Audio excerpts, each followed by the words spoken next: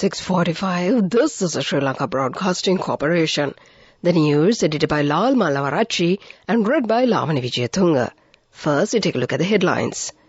The President says that officials must effectively implement the directives related to the country's development. The budget will be presented to the Parliament on the 13th of this month. Asvasma Beneficiary Week begins tomorrow. Liter Gas has increased the prices of domestic LP gas cylinders. The government will allocate a substantial amount of funds for the education sector next year. In news overseas, more than 150 people have been killed in an earthquake in Nepal. And in sports news, World Rugby lifts the ban on Sri Lanka. Those are the headlines, and now let's move on to the details of the local news. During the Nuwara Eliya Special District Coordination Committee meeting held yesterday at the Nuwara Eliya District Secretariat, President Ranil Wickremesinghe emphasized the importance of effective implementation of the directives related to the country's development. He underscored that the government officials must promptly execute decisions made during the District Development Committee meetings and stated his commitment to preventing any programs that could hinder the country's progress. Furthermore, he warned that actions would be taken against the heads of the government institutions who failed to properly implement the instructions regarding the country's development activities. The meeting was attended by both political authorities of the district and government officials. The discussion covered the development programs implemented in the Nuwara Eliya district along with the future development plans. President Ranil Wickremesinghe, in his capacity as the Finance Minister, will present the budget for the year 2024 to the Parliament on the 13th of November at 12 noon. The debate on the second reading of the 2024 budget will begin on the 14th of November and continue for 7 days up to the 21st of November. Following the debate, the vote on the second reading of the budget will be taken on the 21st of November at 6 p.m. The committee stage debate or the third reading debate on the budget will begin on the 22nd of November and continue until the 13th of December. The vote on the third reading of the budget for the year 2024 will be taken on the 13th of December at 6 p.m. The Office of the Chief Government Whip has informed all government members of the Parliament that it is essential to stay in the Parliament during the budget debate. The Asvasma Beneficiary Program begins tomorrow.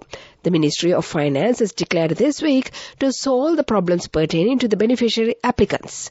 The Presidential Secretariat, the Ministry of Public Administration and all divisional secretariats will extend their support to the program.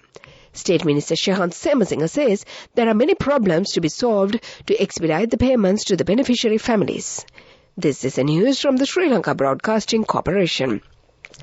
And we continue with more local news. Liter Gas Lanka has increased the prices of its domestic LP gas cylinders with effect from yesterday. The revised prices are as follows. Accordingly, a 12.5 kilogram cylinder will be at 3,565 rupees with an increase of 95 rupees. A 5 kilogram cylinder is 1,431 rupees, which is an increase of 38 rupees. 2.3 kilogram cylinder is now sold at 668 rupees. Meanwhile, the Consumer Affairs Authority on Friday announced the maximum retail price for sugar by the way of an extraordinary gazette. Accordingly, the maximum retail price of both brown and the white sugar was stipulated in the communique. The maximum retail price of both white and brown sugar are as follows. The white sugar packeted would be sold at 295 rupees per kilogram and unpacketed would be sold at 275 rupees per kilogram. At least 5 sluice gates of the Udawalawa Reservoir has been opened due to heavy rains in the area. Furthermore, 5 spill gates of the Dadaru Reservoir have also been opened. The Department of Irrigation said people living in the low-lying areas must remain vigilant as the water levels of the Walawe and Dadaru are rising rapidly. It has also issued an extension of the amber flood warnings for the river basins of Nilwala Ganga for an additional 24 hours. Our provincial correspondent says that several medium and large-sized tanks in the Anuradhapura district are overflowing due to the prevailing heavy rain, and several sluice gates of the Rajangane Reservoir have also been opened. Many paddy lands have also been inundated. And to conclude the local news, the headlines once again. The President says that the officials must effectively implement the directives related to the country's development. The budget will be presented to the Parliament on the 13th of this month. Asvasma Beneficiary Week begins tomorrow. Litro Gas has increased the prices of its domestic LP gas cylinders. The government will allocate a substantial amount of funds for the education sector next year. And that was the local news. The main news story is brought to you by Sinhala Mahatma. The main news story for this morning, the State Minister for Higher Education, Suren Raghavan, announced that a substantial allocation of funds for the education sector will be made for the year 2024, highlighting the government's commitment to enhancing the quality and accessibility of education in Sri Lanka. As such, a total of 255 billion rupees will be allocated for primary and secondary education, signifying a pivotal investment in the foundational stages of learning. In addition, a significant allocation of 210 billion rupees has been earmarked for higher education, further underscoring the nation's dedication to fostering advanced learning and research. And that was the main news story. The main news story was brought to you by Sinhala Mahatma. In Voshla this morning, the tally of dengue cases recorded for the year 2023 has topped the 69,000 mark according to the Epidemiology Unit. As of yesterday, a total of 69,231 cases have been reported for the year 2023, with the highest number of cases being from Colombo district, which stood at 14,634. The Western Province has recorded 33,139 cases, the highest province-wise. The month of October logged 4,010 dengue cases, while the November so far, it stands at 738. Moreover, a total of 1,453 dengue infections have been reported for the last 7 days, and so far, 39 fatalities have been reported in the year 2023. That came to you in Watchlight, and now let's move on to the headlines of the world news. More than 150 people have been killed in an earthquake in Nepal. Mausa Dasis Kamara, ex-Guinea ruler, sprung from jail by armed men. Elon Musk sees an AI future where no job is needed. Those were the headlines, and now let's move on to the details of the world news. More than 150 people have been killed after an earthquake struck remote western Nepal. Security forces have been deployed to help rescue efforts in the rugged districts of Raja Rokot and Rukun, 500 kilometers west of Kathmandu. Strong tremors were felt far away in the Nepalese capital and in the cities in the neighboring India, including Delhi. An army spokesman said that more than 100 people had been injured and the hospital is packed with the wounded. Guinea's former military ruler, Mausa Dasis Kamara, has been sprung from the prison by armed men, the country's justice minister says. The group stormed a jail in the capital early last morning, freeing Captain Kamara and 3 others, and one since has been found. The fugitives are currently on trial for their alleged roles in the deaths of more than 100 people in the year 2009 protest. The country's borders have been closed as the authorities hunt for them. Elon Musk declared artificial intelligence as one of the most disruptive forces in the history in a sit-down conversation with British Prime Minister Rishi Sunak that drove into the dangers and opportunities of AI on Thursday, capping off the UK's inaugural AI Safety Summit. AI will be a force for good, most likely, Musk said, but the probability of it doing bad is not 0%. The two men spoke in an interview-style chat from the Stages Lancaster House, a government venue in the central London, often used for diplomatic purposes, before the conversation was opened up for questions from journalists. And that was the world news.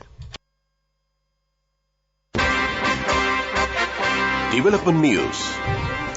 The Minister of Wildlife and Forest Resources Conservation, Pavitra Vanyarachi, opened the new Dayagama walking trail entrance and ticketing office of the Houghton Plains National Park recently, with the entire infrastructure constructed with the financial assistance of Tokyo Cement Group. It has become difficult for the Department of Wildlife Conservation to carry out such construction, the minister said, and Tokyo Cement Group work on the new Dayagama walking trail entrance should be highly appreciated. With this new entrance, a great opportunity has arisen for tourists to see another aspect of the Houghton Plains by hiking. And that was the development news. Moving on with sports news. A meeting between the president of the Asian Rugby Federation, Qais Al-Dalai, and the Minister of Sports, Roshan Ranasinghe, was held in Dubai yesterday as it was confirmed that the World Rugby has lifted the ban on Sri Lanka that was imposed more than 6 months ago. The ban prevented Sri Lanka from sporting with the country's emblem and the colours and playing under the lion flag at the Asian Games in China in September this year. The team instead played under the banner and flag of the Olympic Council of Asia and performed disastrously. The Sri Lanka rugby officials say that they are relieved to learn that the ban on the national team was lifted after common sense and goodwill between both parties prevailed. And that was the sports news, business news coming up.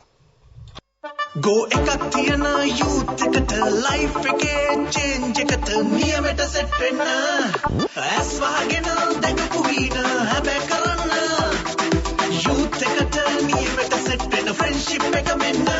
The all-new NSB Ithru account, NSB IM, a plan for your dream. Business News, sponsored by National Savings Bank, the safest place for your money. In business news, over 70 travel companies from Sri Lanka will participate at the World Tourism Market that will begin tomorrow at the Excel Exhibition Centre. Director Marketing of Sri Lanka Tourism, Dushan Wickramasuri, said that this year too, Sri Lankan companies will be housed in a large pavilion and the opening ceremony will be held at 10:30 a.m. with the presence of the Minister of Tourism, Harin Fernando. That is the business news. Economic news follows. Business News, sponsored by National Savings Bank, the safest place for your money. Go ekak tiyana youth ekata life ekේ change ekata niyameta set wenna as wahagena dagapu veena habe karanna youth ekata niyameta set wenna friendship එක menna. The all-new NSB Ithru account, NSB IM, a plan for your dream. In economic news, State Minister of Finance Shehan Semasinghe says that Sri Lanka has achieved a remarkable growth in covering its loans amidst the challenges when compared to the other countries. The country is dedicated to fulfill the objectives of the sustainable development for the country. He made these remarks while participating at the 4th session of All-Party Economic Summit of the UN on Poverty Eradication and Development recently. That is economic news and the weather report to conclude. Weather report. The Department of Meteorology said that heavy showers above 100 millimeters will occur after 1 p.m. today in the central, Sabaragamuwa and north central provinces and in the Mannar, Vavuniya and Mullaitivu district. They said the fairly heavy showers above 50 millimeters are likely in the northern and the eastern provinces during the morning hours. Misty conditions are expected in the Sabaragamuwa, central and Uva provinces in the morning hours too. And before we conclude this bulletin, let's get back to the headlines once again. The President says that officials must effectively implement the directives related to the country's development. The government will present the budget to the Parliament on the 13th of this month. Aswasma Beneficiary Week begins tomorrow. Litrogas has increased the prices of its domestic LP gas cylinders. The government will allocate a substantial amount of funds for the education sector next year. News overseas, more than 100 people have been killed in an earthquake in Nepal. And in sports news, World Rugby has lifted the ban on Sri Lanka. And with that, we conclude this bulletin of news. Now it's back to your regular Sunday morning host who is back today, Abhishek Kumarage, to brighten up your day.